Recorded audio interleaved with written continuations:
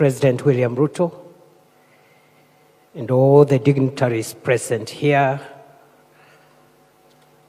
colleagues, ladies and gentlemen, fellow Kenyans. Your Excellency, the last 2 years, you've profiled our country tremendously across the world.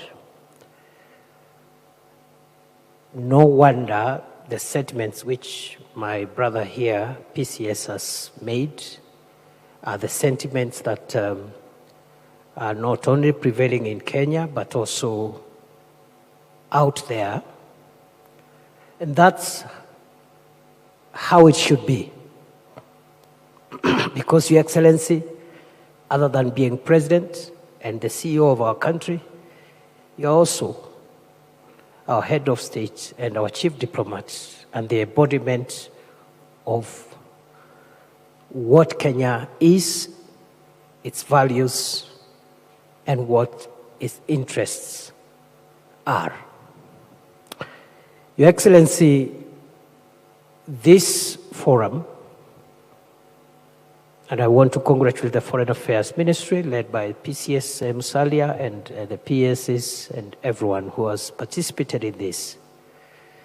This forum is a point of reflection and introspection on, number one, what is our national interest?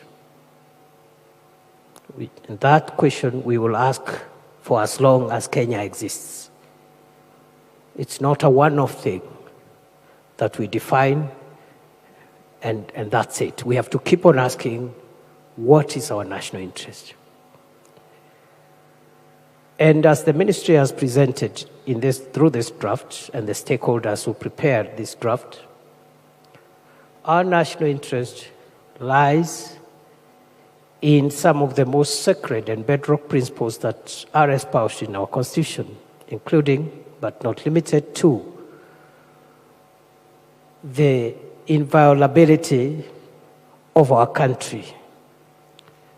And everywhere, every inch of Kenya, where the flag flies and where the national anthem is sung, that space called Kenya is inviolable.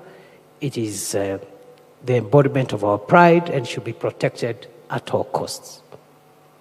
But it's also about our values, which is the software that runs Kenya, our culture, and our aspirations.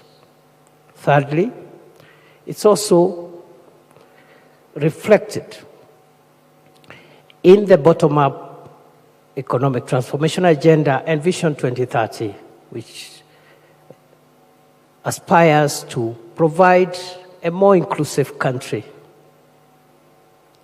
and greater sharing of the wealth and the resources of Kenya to benefit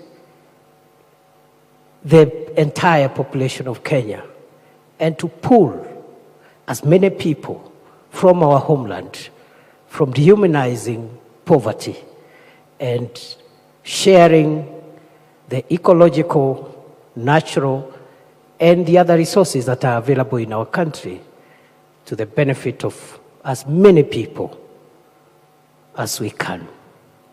Your Excellency, that's the national interest, in my view. But it's also about the security and stability of our country. That leads me, as I move towards the conclusion of these remarks, to also say this, our national interest, is essential to our national survival. And therefore, this foreign policy is about the sustainability of our country in the decades and centuries to come. What is that will make Kenya survive in this very complex, competitive, and insecure world? Many decades when this generation might not be here, many centuries, obviously, when all of us will not be here. Is it not in making sure our country is stable as you continue to lead us, Your Excellency? Is it not in making sure that we protect the resources in our country, make them available to the majority of the citizens, fight corruption, and make sure that the national wealth is used to benefit the country, projecting ourselves and selling our image out there as a country which is good for investment, which is good for business, and which can attract the resources from outside this country to come and benefit our people. Those are the questions that this foreign policy review should help us answer. And therefore, I am very, very, very proud as a citizen of this country that we are reflecting on these things at a time like this, and at a time when we are witnessing many changes across the world, the stress around existing multilateral systems, the emergence of plural